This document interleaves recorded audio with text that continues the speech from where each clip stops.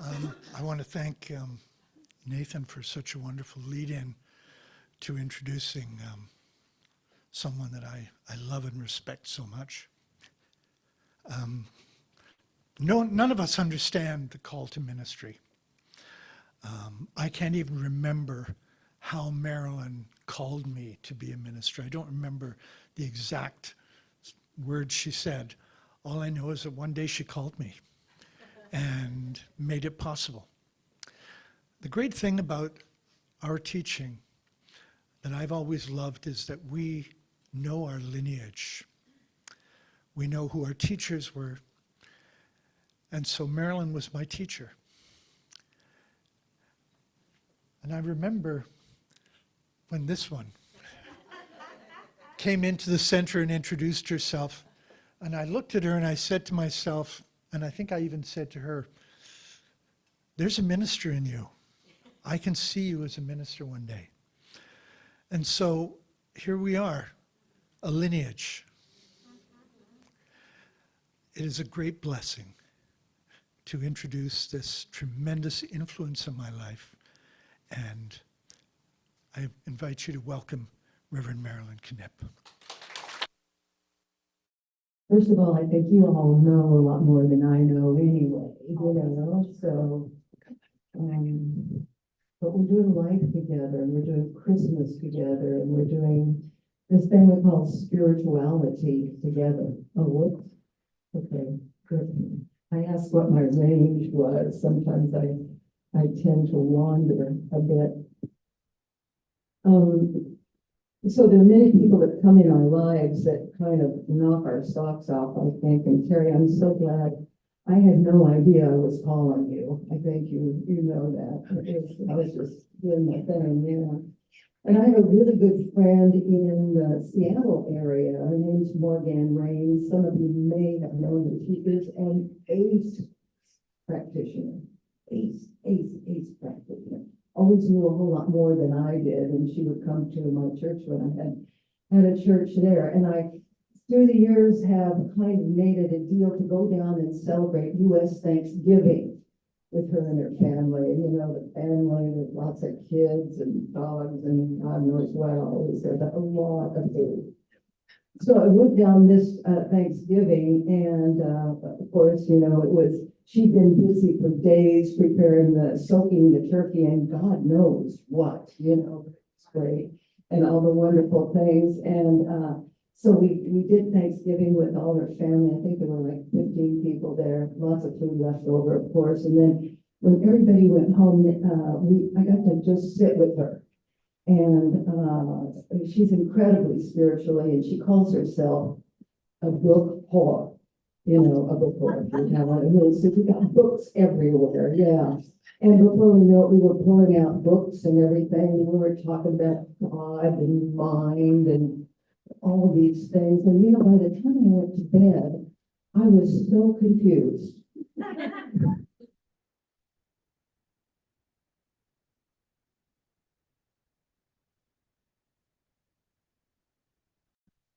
What was he talking about? Some of you know that, right?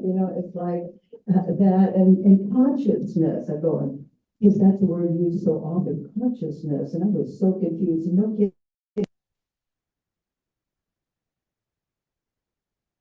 Thing I did in the morning was pull out the Metaphysical Bible Dictionary, and they said, because see, I have this idea of mind as this little thing up here. Do any of you? This is my mind. This is mind. Well, the definition is mind is God. Holy cow, hanging right up here. Are you kidding? Oh my God. And consciousness is knowing that we know. It's something knowing that we know. And that was just the start of that day after Thanksgiving. And of course, a few turkey sandwiches, and everything. And a great thing she did was introduce me to the work of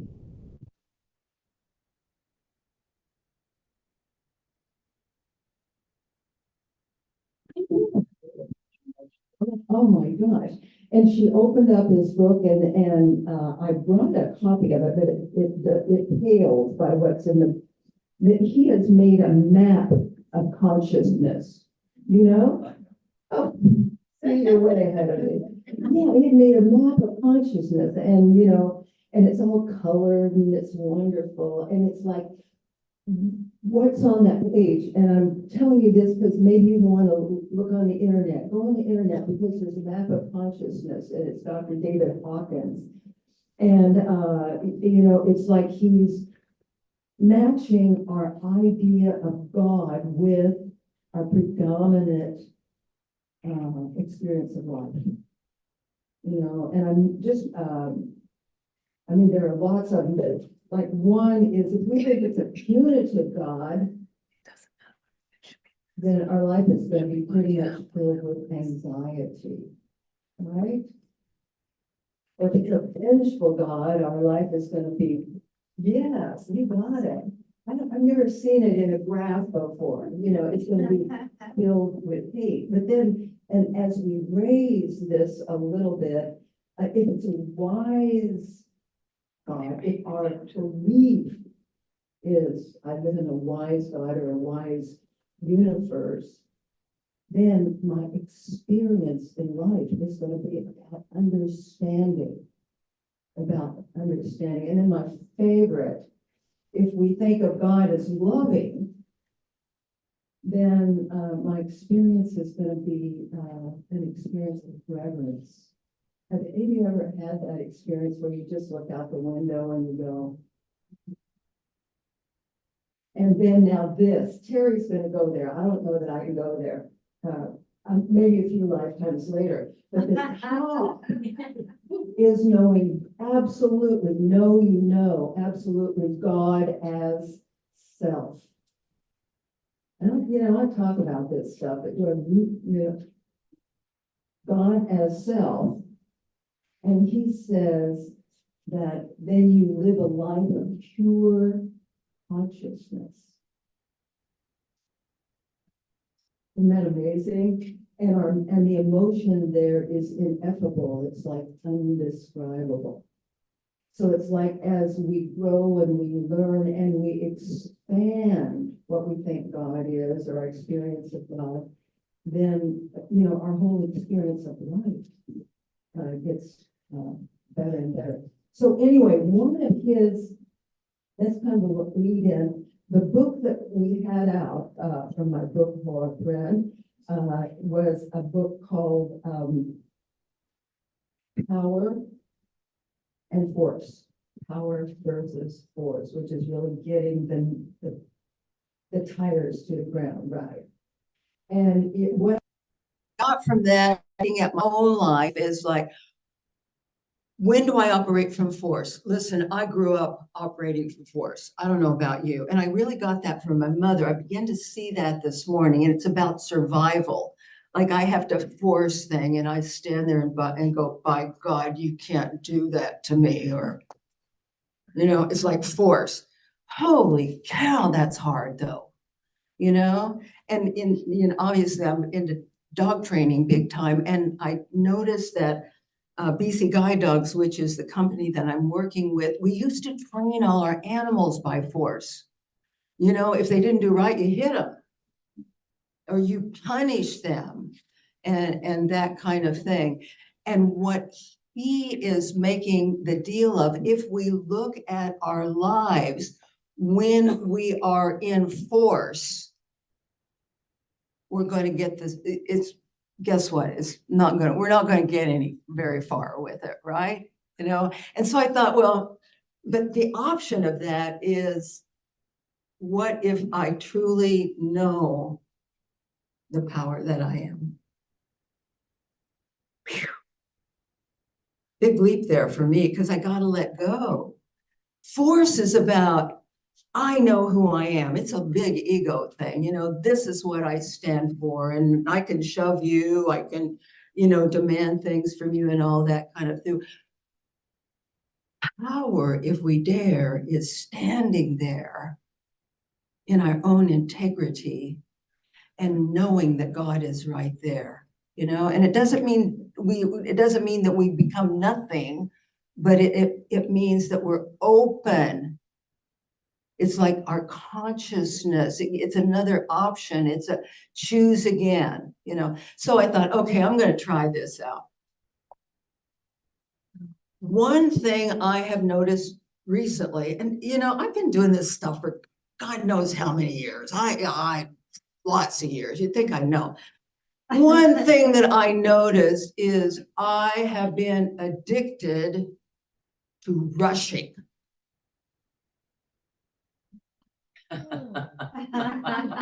That's how it feels, yeah. You know, I'm pretty much retired now. I have lots of time, you know, and I look at my calendar and no kidding, I have more things on my calendar for Babs than I have for me. But you know, all I've got to do is think, oh golly, well, she's got a vet appointment at 10:30, and it's stuff like vet appointments, you know, let alone being here on time to do my job, vet appointment, and you know, I've started going, okay, so I need to leave the house at 10. I need to be all ready. It is amazing how many things come up right around 10 that I haven't done. Isn't it, you know, just one more thing and run in and, you know, maybe my outfit's not right. It's the important thing, isn't it? Yeah. And it may be that I'm really not, you know, I've given myself plenty of time. I've learned, well, give myself extra time. But then I get in the car. Now, I don't know about you, but I live in Ladner, and by God, I got to come through that tunnel. And really, I never know what's going to happen in the tunnel. So I'm glad I haven't driven behind any of you lately. I don't, it's like I get in the car and I'm going, okay, I don't have time to warm this thing up, you know, and then I'm out of the driveway. And no kidding, if anyone is going just the speed limit, it irritates me beyond. And I'm always thinking about how am I going to get around this person, you know, if there's a way, or if it's a 2-lane thing, you know, I go, okay, if I go there, then I'm going to get ahead of that truck and everything. The truth is, most of the time, I don't even need to do that. But it is so addictive to me that even here, I just turned 80. At 80 years old, I'm still rushing and retired. Now, does that make any sense to you at all? See, you guys probably already have this handled, right? Yeah. So I'm trying out this force versus, so I'm forcing, man, I'm forcing everything. I'm forcing the lights, the people in front of me, the car don't break down, you know, all this kind of stuff. So I thought, okay, so I've got this new idea, force versus power. What if I have a power in me where it's going to flow? What if, you know, and then my brain will go, oh, you can't trust it. Oh, well, let's try. Let's try. Let's try. And, you know, somewhere along the way, because I get all these emails, you probably do too, from Abraham and God knows who they're all from, you know, and I write them down and everything. But this one was so good for me. It's from Ernest Holmes. So he says, I have a power in me that is greater than anything I will ever contact in the outer. What if? But you see, we never know until we dare trust it, right? And so Dr. Hawkins, in his book, he's comparing living with force or living with power, you know, trusting that power. And I suspect the more I trust it, you see, you know, you've been practicing, I'm sure, yeah. And we all have to some extent probably, but you know, there are the issues in our life, which for me is traffic, one of them for sure. Oh gosh, yeah. And even this morning, here I'm coming to give this talk about force versus power, and the dogs weren't fast enough for me, for God's sakes, you know? And I go, what I found is if I just take a breath there, take a breath and relax in that power. Wow, that amazing things happen. It's like beyond my comprehension sometimes. So Ernest Holmes says, I have within me a power that is greater than anything I will ever contact in the outer, like ever. There are no limits on this, ever. A power that can overcome every obstacle in my life and set me free, self-satisfied, healed, and at peace. Sounds like a deal for me. I've been, you know, the neat thing, I didn't do Sunday service talks for a long time because, you know, I did a lot of them and I go, I'm done. And it's always like I sweat that I'm going to do anything meaningful. But the reason I'm starting to speak a little bit is that when I have this opportunity to share things with you, it makes me look at things a little bit different, you know, watch my life, you know, because I gotta look good, if you know what I mean. I gotta look so anyway, I ran across this Sufi mystic Hafiz. Did I say that right, Terry? Yeah, and I go, Terry, have you ever heard of this guy? He's been around forever, you know, ever. And he said, you yourself are your own obstacle. You agree, right? You yourself are your own obstacle. That's me trying to force things, right? And then he says, rise above. Is that awesome or what? And I go, whoa, isn't, you know, I'm definitely going to say that. You know, in reading some of this stuff, I get to go back to like one of my favorite is Emma Curtis Hopkins. And you've probably all heard of her. She was the teacher of teachers. She was born in 1849. I think she wore long skirts and had her hair up in a bun and probably tromped around a lot in those grandmother shoes. I don't know. That's what she looks like to me. But she was actually a student of Mary Baker Eddy, who founded Christian Science. The great thing is, Mary Baker Eddy fired her because she was dabbling in things other than just Christian Science, you know. So Emma Curtis Hopkins, she said, my God is my good and my good is my God. And then this is the one that got me. She said, there is good for you, and you ought to have it. Sounds good to me. So it's one of those consciousness things to do. So what I'd held that is like, you're gonna laugh at this. There's a good pipeline that comes into me, you know, it's pipeline right here. And so what I need to do is start using this. And I realized that by visualizing that way, I thought good was outside of me. And Holmes says, I have a power within me.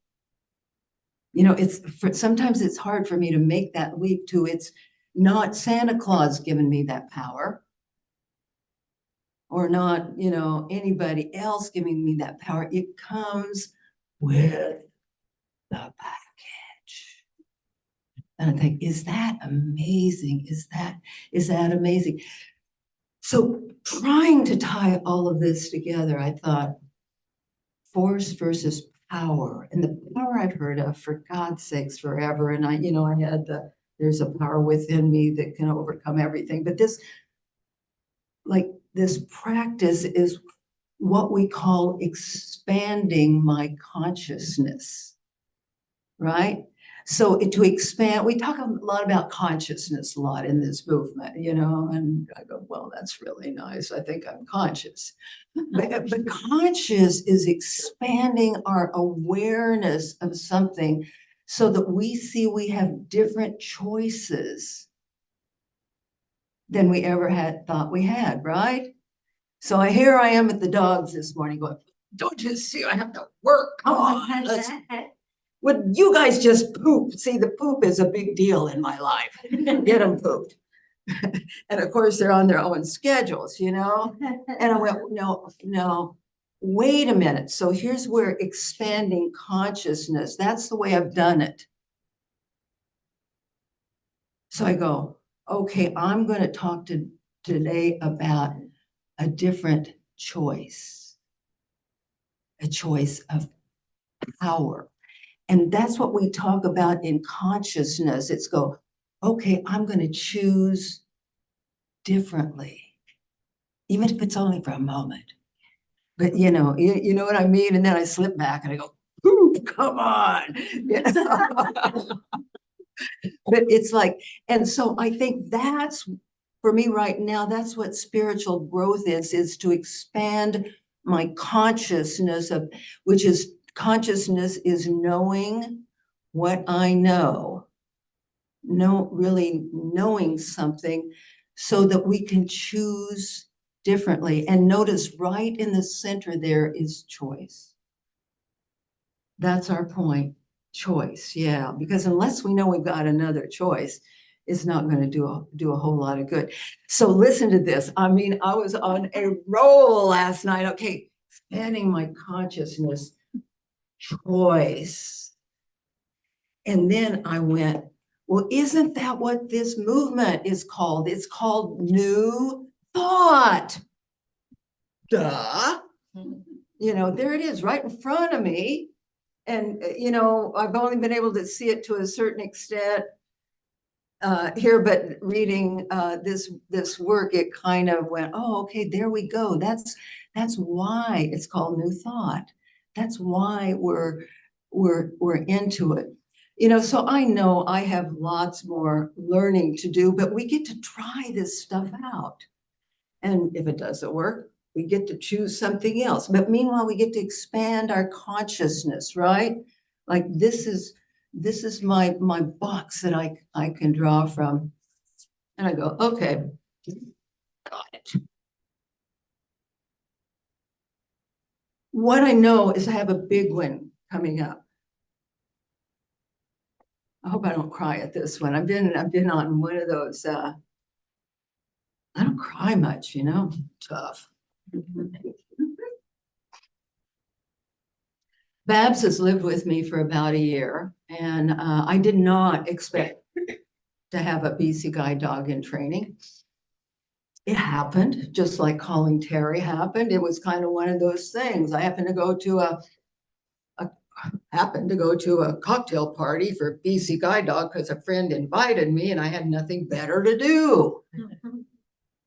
Anyway, at the end of that time, I'll just tell you this because I think it's fun. My friend who invited me headed for the alcohol. Yay, cocktail party. I headed for the dogs. There were like 12 dogs around, either in training or retired or whatever it was, and I talked to the people and I go, oh God, this is too cool. And so and I've told this story before, but for those of you who don't know, and this is what really I was amazed at, the people that actually get these dogs pay exactly $1. Yeah.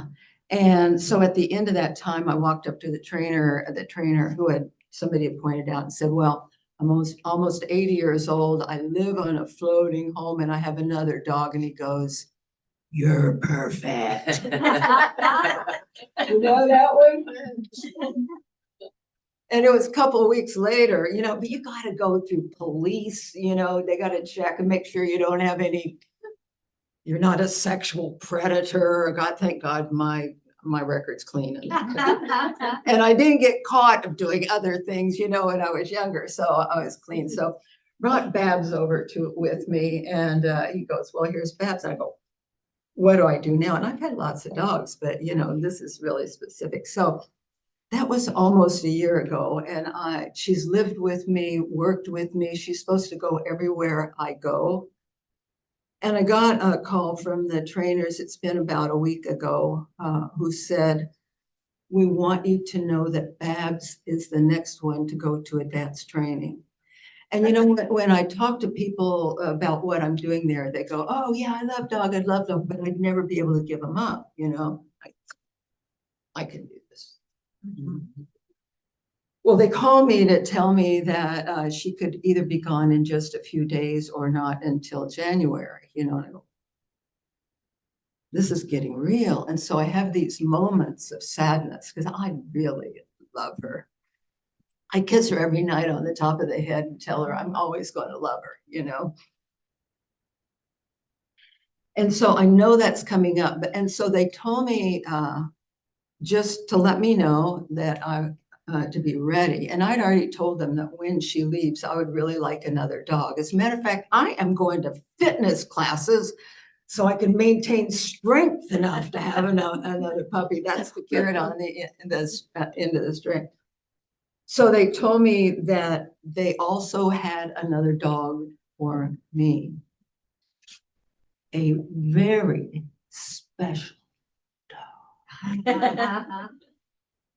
Now, it so happens that now these are pure labs. I mean, they watch the sperm going into wherever it goes and everything. I mean, there is no secret. These are pure labs. But they had one puppy born recently that was a yellow lab, a male, but he had a black stripe back here, you know, and they go, oh, he's special. So they said, we have a puppy for you. And so I go, okay, I can let Babs go. I'm getting another puppy. And they're going to work it so that a lady, because this is my first dog, I'm hanging out with people that have had 10 of these dogs, if you can imagine. I didn't know. So they're giving the puppy to a woman who's really, really, really a good trainee when they're pooping and peeing and, you know, eating things and God knows what. So I'll get him in 2 or 3 months or something like that.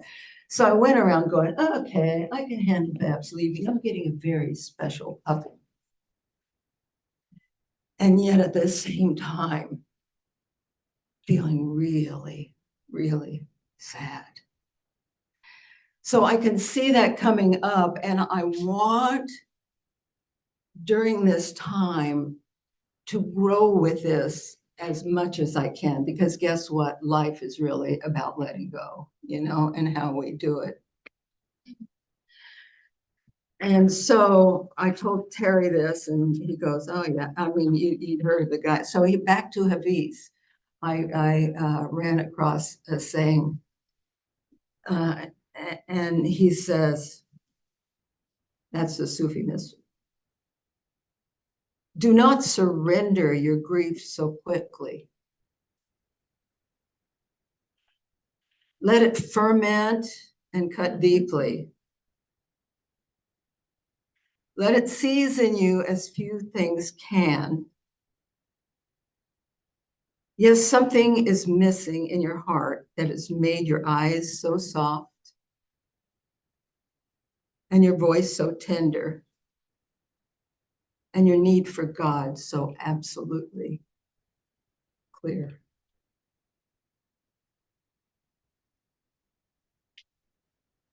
So as much, I know I can't force myself through this, you know, I can go, well, I'm going to go to Costa Rica and take Babs with me and you can't have her. It ain't going to work, you know, I don't. So I think that's the power. It's the power about not making everything.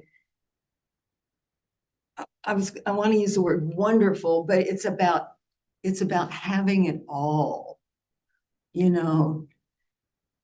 Do not surrender your grief so quickly. Let it ferment and cut you deep so that we get the experience of life from a powerful point of view. So I don't know, when Babs leaves me, I probably will never see her again. I'll get updates for a couple of months and then she will go to her person. And they have the option of communicating with us, but most of them don't. You know, they're busy. They're doing blind stuff. You know, they got it. But, you know, I know that we have all loved and will probably do it again, loved and had to let go. And to do that, what my goal is to do that from a point of power, to let it open me up. Thank you so much for listening to this. Wow. So I'd like to just close this time and give thanks for us coming together as a community to love and to laugh and to feel and to be human, fully human. And to know that right where we are is all the power we will ever need for anything in our lives. What a special, special place in all of us. No one is without this. And so may we recognize choice. May we know more options. And may we love and live fully through what is already there in us. And I say these words knowing they are the truth.